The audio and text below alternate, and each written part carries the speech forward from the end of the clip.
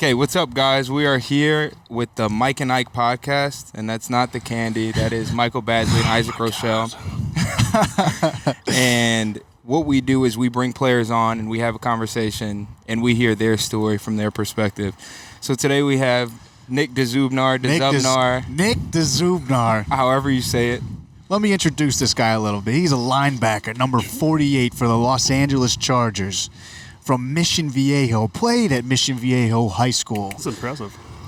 Led the team in tackles, goes to Cal Poly, comes here undrafted, and he's an automatic linebacker star for our special teams. There we go. I wanted to throw That's that. how you needed to finish it. I was going to say, wait a second. I had to throw that in there. But what's up, Nick? How you doing today, man? I'm doing really good. I'm happy to be here. I was really excited until I heard the name that you guys were going to call this the Mike and Ike Show. It's the candy. It's a play off the candy. I'm not dumb. I understand it's a play off the candy. I just think I don't know. California people ridiculous. don't eat sweets or sugar or anything like that. So well, I eat sweets. Here's the thing, Nick. You are our first guest. So for you to come on here and start off like that. Let's go start off with a banger. Yeah. All right, Zub, we want to just hear your story, but I want to start off by just you taking us all the way back to high school Zub, before he's even the football phenom that he is now. Take us to like when you first started playing football and then going into high school. It all started when my mother gave birth to me in Anaheim. And I was born great. Some people have greatness bestowed upon them.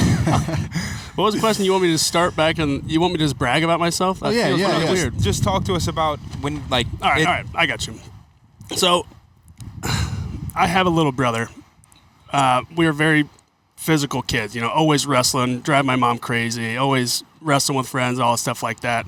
And I remember I had my parents had family friends and stuff like that. I went to one of my friends, he was older than me. I went to one of their Pop Warner practices, like Mighty Might, the first thing you can go to, right?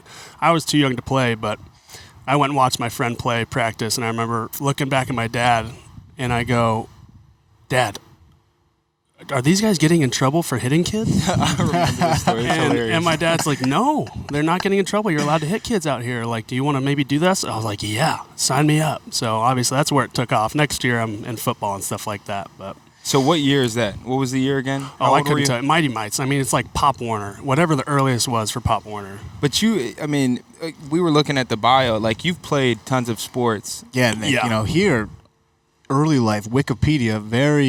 yeah, I wrote that. Yes, I wrote that. You wrote this just to give yourself some clout out there. It says you played football, hockey, and wrestling. Well, that was just high school. Yeah. Yeah.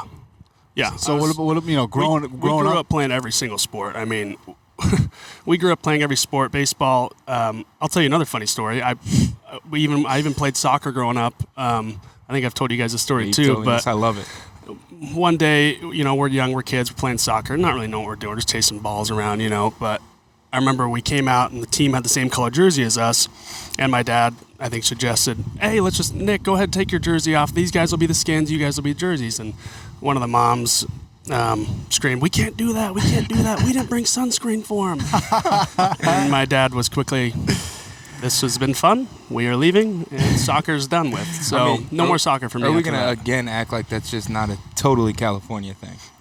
To play without a shirt on? The sunscreen comment. In Georgia, we're just getting kicked out in the mud like, all right, go figure it out. That's how I was raised, too. I couldn't believe that either. But, some people are crazy about their kids' skin. They don't want them to have wrinkles when they're older, I guess. Good for them. But yeah, I don't get it. I'm not that worried about it. So, at any point when you were younger, so we're going to fast forward to being in high school. Yeah. You're playing all these sports. Mm-hmm. At what point were you like, all right, football might be my main thing? Or were you like, all right, I low-key might get a scholarship doing hockey or wrestling or something else? Or did you know? It was actually tough. It was kind of a toss-up between all three. Wrestling... What a beast. Wrestling... What a beast. I'm going to be honest. Wrestling was my least favorite sport. I really did not like wrestling. I hated wrestling practice. You would probably get dish ragged out there, huh? No, absolutely. Thrown around the ring. Absolutely not. Pinned every 3 seconds. You don't get scholarships for that, badge. Yeah, well, everyone you end up a kicker when that happens. Everyone needs a tackling dummy, Nick. Okay.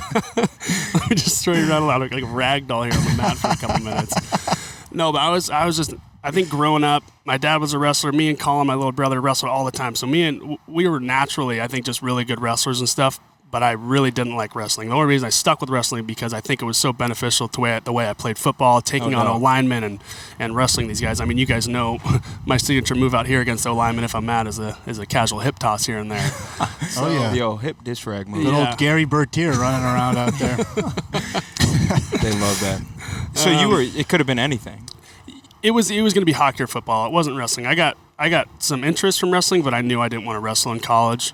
Hockey was the sport that I loved the most, but I know that would have required the biggest sacrifice because I knew I would have had to go Canada or Midwest, East Coast. Well, here we go. Here we go. Let's be honest. Mm-hmm. This is a Southern California area, and this guy's talking about playing hockey. Let me interrupt Now you. listen, real I got quick. respect for the Ducks. I got respect for the Quack, Kings. quack. But I come from the North. I'm from Jersey. We got good hockey out there, and you're trying to tell me that you were good enough to go play at the next level in hockey? I'm just telling you I was recruited to. I respect. Listen, I have no reason to say you weren't. Yeah. But I will sit here in this chair and I'll tell you to your face Here we go. that I am Here a we lot go. better at hockey than you are. Look, we could play this cat and mouse game all you want, Badge. But I'm telling you right now. I'll skate circles around you. You can't skate circles around me if I put you through the freaking glass, bro. If he disc rags you again, so disc rag for the listeners. I'll tell you disc this. rag is when you get manhandled. Okay, this is the one part I'm going to subtly brag about myself and my Okay, here hockey we go. skills. I was a very physical hockey player. Talk to him. I had goals in hockey. When I finished playing hockey, I was satisfied because I did these certain things. I knocked a kid out cold in hockey, hit multiple kids over the boards. You know what I mean? That's so disrespectful when you knock them over Oh, the yeah. bench. I mean, their parents are crying in the stands. And I've also and they need sunscreen. and I've also hit a kid through the glass. Wow. That's savage. In high school. Okay. Yeah. So, That's savage. So let's Like I almost fought dads when I was in the penalty box because I hit their son, and they're coming over to yell at me. So let's put it this way. Nick was basically a bender. No, Which also means not he couldn't true. even tie his See, skates this is without not his true dad either. coming into the This is- locker room. Oh, Badge is killing me. and he was an enforcer out there, which he probably You would gotta have one. I You was an would put- enforcer that took it north and south with the freaking puck. All right. Okay. Okay. Now I'm getting heated. Let's move on from hockey. We get it. You're a good hockey player out here in California. So you, in California. yeah, right, out in the sun. So hockey, wrestling becomes irrelevant because you obviously went and played college football. And Correct. we were reading this, UNLV, New Hampshire, Cal Poly. You had these offers, and these were kind of the schools that you were thinking about. Yeah. Your dad, Michael, Yeah. little stat drop, went to Cal Poly. Yeah. So at what point did you say, all right, I'm playing football, I've got these schools, and I think I want to go to Cal Poly? We had a lot of interest from the schools. We didn't have any huge D1 offers like, UCLA, USC, anyone like that. We had the UNLV, Nevada, Wyoming, stuff like that. Cal Poly gave me my first offer, and they offered me really early, whether it was late junior year or really early senior season. I can't remember, but they offered me early. And my grandparents actually live up in Cal Poly area. So Which is, what city is that? San Luis Obispo. Okay. So my Hence grandparents. the whole name. Yeah. So, yeah. Just can we get that one time, the whole name? The California Polytechnic State University of San Luis Obispo. Here we go. So my grandparents retired up there, so I grew up going to Cal Poly for vacations, Thanksgiving, all this stuff. So I love the area. My dad graduated there, so they offered me early, and I thought to myself, I could be a 4-year starter there at Cal Poly, so that's where I wanted to go. Now, did you ever, what was your dream school? Everyone's got like a school they wanted to go to. What was? Other than Cal Poly. I think growing up when I was a kid, for whatever reason, I loved Michigan and I loved Colorado Boulder. Whether it was just location or just something about Michigan's uniforms or something like that. But those two were like, oh man, it'd be cool to go there or to play football there. You know what I mean? Yeah. I don't know about Boulder, but I get Michigan. I don't know the Boulder thing. I don't get. Well, that's what I was saying. Location. That's true. Because I'd probably just enjoy being up there. Well, it looks like some of those schools missed out on you. I mean, shoot, I'm reading. You got 414 total tackles. Which is crazy. I mean, Yeah. I mean, that's kind of crazy stuff. Tackle and fuel. I want to. So you got there. I mean, reading through this, you redshirted your first year. Yeah. So you That was part of slept year. on. Part of year. Yeah. Which so it's unreal. You're like, best year of college Freshman was the year, first I don't year. have to travel. Part of year. Okay, cool. yeah. All right. Sweet. That is so. I didn't get the red shirt, so I don't even know what. All right, subtle big time. Jeez. Yeah. Whoa. Keyword: I didn't get to red shirt. I didn't get to experience. Well, here's the other thing. Neither did I. Not a big deal. Not a big deal. Bro, you were at a military school. Yeah, What is the you're right. opposite Didn't you have to go to a of military school? Like, It's were you the that like opposite. dysfunctional as a adolescent? They're Listen, like, you got to go to a They're like, military you're a school. degenerate. You're going to Typical military Jersey school. kid. We got to send him into a military camp. We could talk about me all day, Nick, but we're here for you. Okay. That's classic swerve. Yeah. So I didn't even get to Next finish. subject. You had just being at Cal Poly, you literally had 414 tackles, 5 picks, 7 forced fumbles, 2 fumble recoveries, and 5 sacks. So you were a stud. You were walking around campus with your chest out. Yeah. Were you the guy? They're like, yeah, that's Dzubnar. Half of them don't know how to say your last name, which is fine. Yeah, every school we went to, no one knew how to say it, but yeah. Yeah, but 414 is crazy. But I'm saying, so you started your first year playing, like you led the team in tackles. Yeah, I think I led the team in tackles every year, to be honest. Ooh, what a beast! Well, I think Not bad. not a big deal. Not a big deal. Yeah, I mean, I just remember going to college. Every year is my goal to get over 100 tackles. So that's what I set out to try to do. So when kind of you're going through college, you're having this incredible career. What year or when did you really tell yourself I could go pro? Well, I knew Cal Poly, it's obviously not a breeder for draft picks. You know what I mean? We have 1 or 2 guys every year that's usually has an opportunity to make it or may get a late round draft pick, unless you're a freak. We have had some freak athletes that have been draft picks and stuff. Asa Jackson. Oh man, I'm spacing on our wide receiver who's been with the Giants and stuff. Oh, Ramses Barton. Ramses Barton, yes. Yeah. So we have had some freak athletes that have been drafted and everything, but for the most part, there's a couple guys a year that'll get a shot or an opportunity.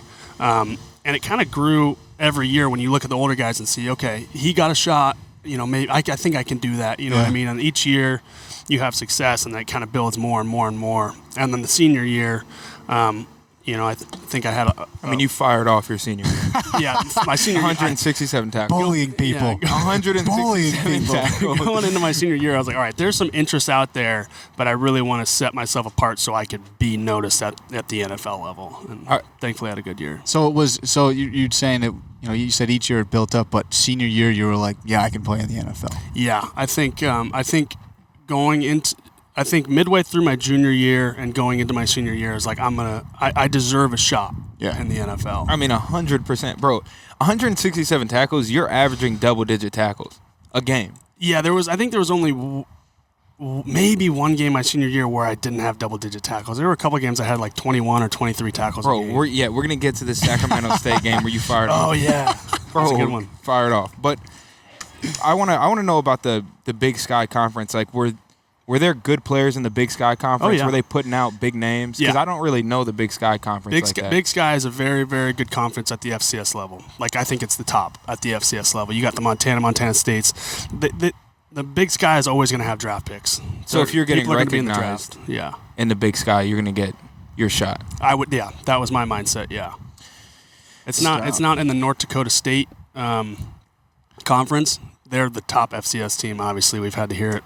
Yeah, Throughout the years, Kyle Easton State, Kyle Emanuel, Gus Bradley. All these guys. I don't Easton know. State. What are we even talking about? So they're in a bum. Not a big deal. They're in a bum conference. We're in a hard conference. Yeah. I mean, Bads can ask you about the Sacramento State game because this is out of control. I mean, just you remember that game? Yeah. Were you just on one that day? let's Did just you do read- something special? Yeah, give him the stats. Read the stat line. So, Nick Dzubnar with 19 total tackles, 5 were solo. So you're just flying around the ball. 11 hats to the ball. Flying. Half a sack, 1 interception, returned for 38 yards. So, yeah. I mean, all my success has always been from my effort and motor and just probably, anger towards everything. You know what I mean? Like, I want to make every single tackle. That's why I've had success here on special teams, because I really want to make every single tackle. And if I'm on a return game, if my guy makes a tackle, like, I just failed. That's my mindset. You have to do everything right, and I want to get on every tackle. That's how it was in college too. So I'm sideline to sideline in college. The Sac State game, I remember specifically I got the pick. My little brother came up with this little Sasquatch celebration, and I remember I got a pick. I don't remember how much I returned it for. I didn't get a touchdown, but I did the Sasquatch dance or walk or whatever it was to celebrate. Got a penalty. Head coach comes over. He's Worth like, it. Head Totally coach worth it. was kind of mad, but I told him it was. You're like, worth Coach, it. I had all the tackles. Yeah. I mean, do you really care about the celebration? And the kick return was actually an onside kick. So they onside kicked it, and I robbed it and ran right through it. Wow. That's a nice transition though into the NFL career, because you're just saying you've carried that mentality, which It's been the same mentality throughout, ever since high school. Yeah. bro, when you started football, you saw people hitting each other. You're like, yeah, I need to do Right. that. All right, Yeah. I'm still gonna be doing Yeah. that. I'm in the NFL. His dad was saying, yeah, you can do that without any sunscreen on. Shirt on, off, we don't care. Go smack somebody. So, I mean, your story is you were undrafted. Obviously, you've been with the Chargers your entire career. Didn't get a combine invite, like really came from the gutter. But let's, Yeah, the reality of it is it is solely because of the low exposure that Cal Poly gets. Because if you look at your numbers, It's crazy. you're a freak. You're a freak of nature. Go tell the guys up top. Yeah, you know what? The podcast is over. We're going to talk to them. Give them the Wikipedia page. We're going to go talk to them. I mean, But you're right. you're smoking me in a race. I'll give you that credit. And on skates, too. Yeah, you know what?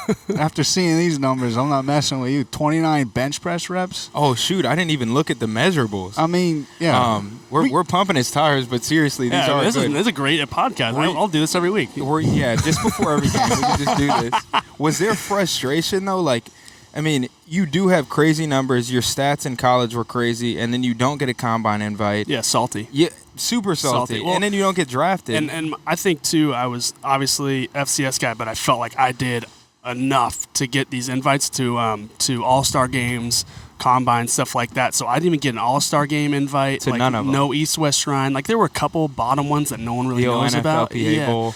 Yeah, no, I didn't get anything from the NFLPA Bowl. You know, NFLPA and Bowl. stuff like that. And then you look around and you look the guys on the roster there, and you're just like, these guys got freaking invited over Yeah, what there? are we doing? So salt level built, no combine invite, salt level built, and then you're like, You're brewing. You're ready to be great. You're brewing, and then you're just like, I gotta ball out on my pro day. Like, I need to hit really good numbers on my pro day to solidify the fact that this isn't a fluke. You know what I mean? Yeah.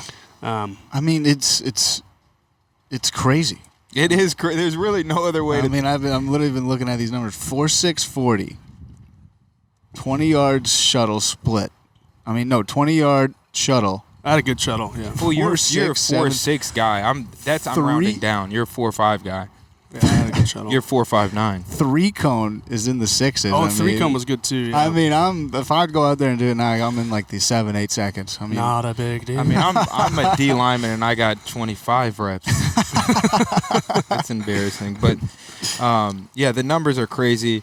But I feel like it really has fueled you to get to where you are, because this is year 5 for you? Yeah, year 5. And you've been with the same team. Mm-hmm. You're one of how many left from your class? Not a lot. I came in with Denzel. I'm trying to think of how many guys are left. I mean, it doesn't matter. 5 years is incredible. It really might just be me and Denzel, to be honest, that are still with that same entering class. Because who was your first rounder? Jason Verrett? No. Denzel was 2. Melvin Gordon. Melvin Gordon. So he's yeah.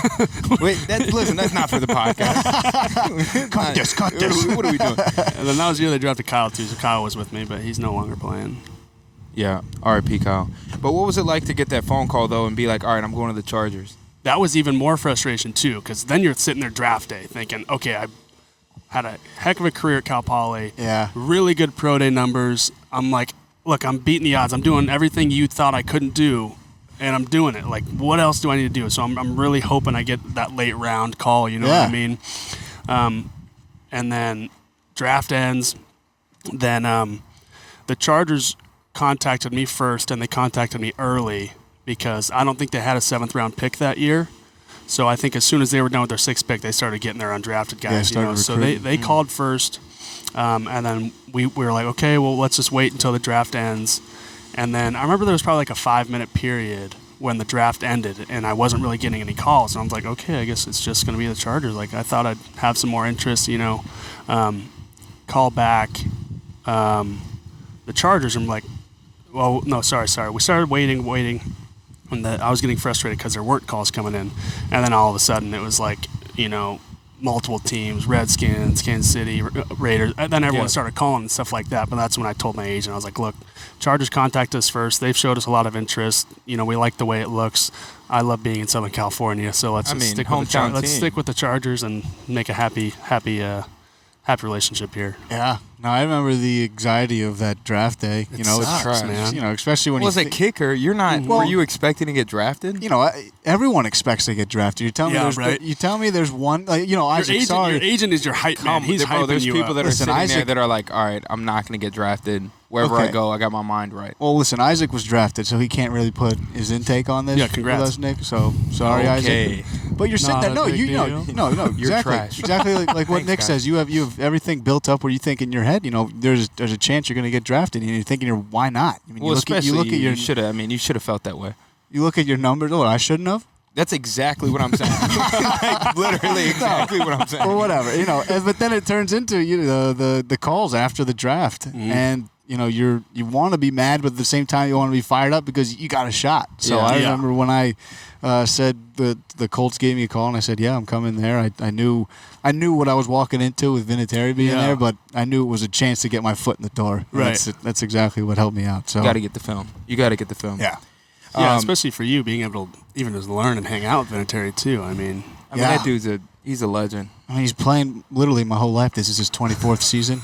He's played 24 seasons. Yeah, this is his 24th season. He's made some change. Listen, his 401k account is crazy. Change. Okay, listen, we're playing. He's already getting his pension. He's already literally getting money from his 401k. Like you get it when you're 55. All right, I'll start collecting that now. We're playing. Hey, we're playing this guy. let's not pump his tires. He'll still get pressed out. Yeah, freaking bum. He'll get pressed out. Here now. Block a kick. I'm knocking him out. Now we got to cut this too. Sorry, He'll guys. Get pressed out.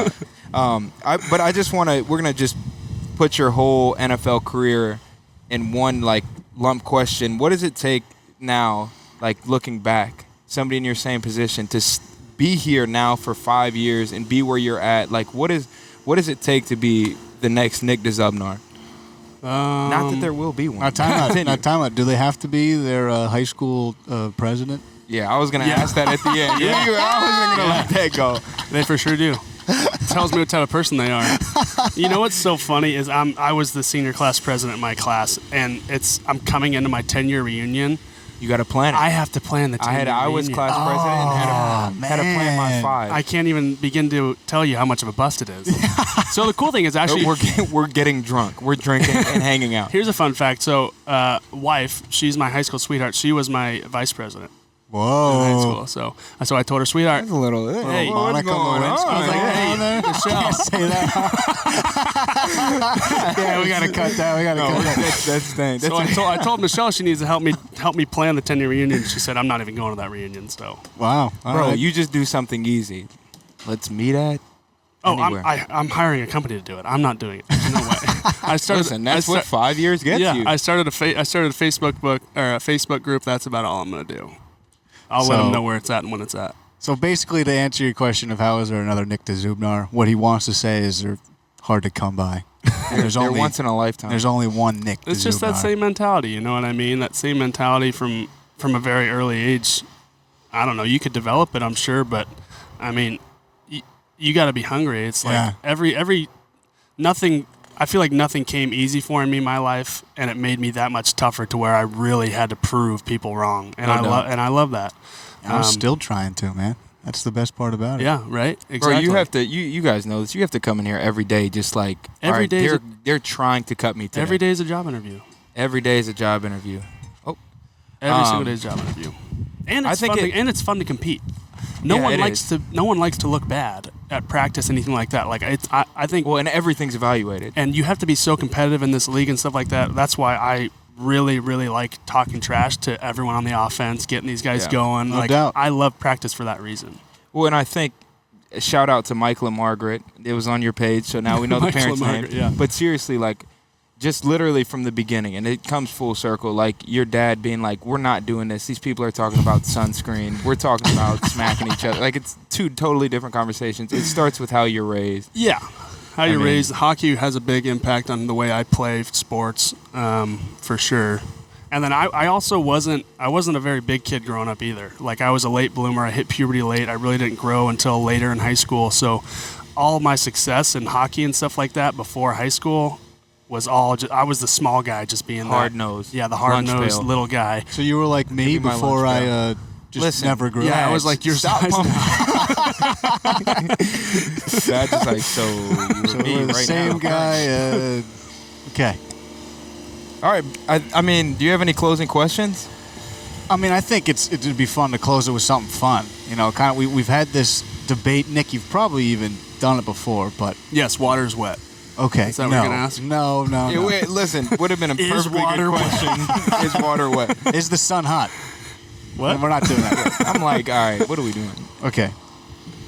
Talk to him. Would you rather be stuck in the middle of the ocean? He was at the table when we were discussing this. Put me in the jungle. Now, I'm fighting off jaguars. now this is just gonna turn into us gunning Badge.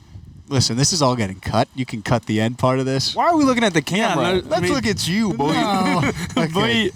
Boy. All right. For the podcast though, would you rather be stuck in the middle of the ocean for 24 hours, or be stuck in the rainforest for 24 hours? Bring on the rainforest. And your reason is? Look, I grew up in the ocean. I think people underestimate the ocean. Like, it completely depends on where you're getting dropped in the ocean, but that's a really freaky feeling, being left in the middle of the ocean at night. Like, You you're have- you have freaking a out. floaty though, which Terrifying. is crucial. Well, Terrifying. that wasn't. I mean, you have a life. You're not Life same jacket, thing. You're not having right? to tread water for 24 hours. I'm though. taking the land. Yeah, give me land. I don't think- care about snakes, jaguars, anything. Yeah. You have a fighting chance there. You brought up the best point when we were sitting there. Zub said you can at least look at what's coming at you. Yeah. If a shark wants you, you're done.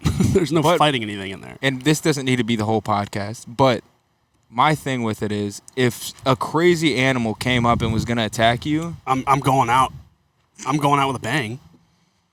yeah, I just feel like playing your odds in the ocean, you might not get touched. You might not get touched, but you're not fighting anything off. You're on land, you have a chance to fight You're something thinking. off. Your And- head. Your head's playing games with. You're getting touched by something in your head. Absolutely. And if you're on land and you fight something off, I don't how know. cool of a story is that? Yeah.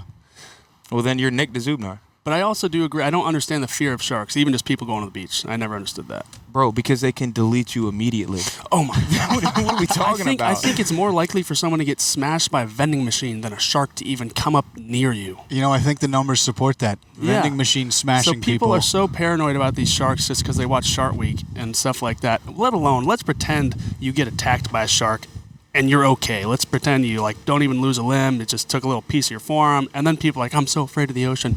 You're telling me you're more afraid of getting back in the water and getting attacked by a shark twice? Yeah, the odds are in your favor. Look, you get attacked by a shark twice, it's time for you to go. Yeah. That's true. That's the good Lord calling you home. All right, Zub. I think Badge would agree. We really appreciate you coming on and helping us do this for the first time. I think it went really well. I think we're just going to make the show Nick, Badge, and Ike. So, yeah, I'll be here next week. I'll be able to join. You know, I'm not Same exact opposed to that. If we had us three, listen. Yeah, we don't need other people. Let's just talk about random stuff every week. Would you rather? No, I'm saying then we bring a guest. I think if it was us three, I mean, Nick brings a humor quality to it. No doubt. All right. I think we're good to go. Thanks. All right, see you guys.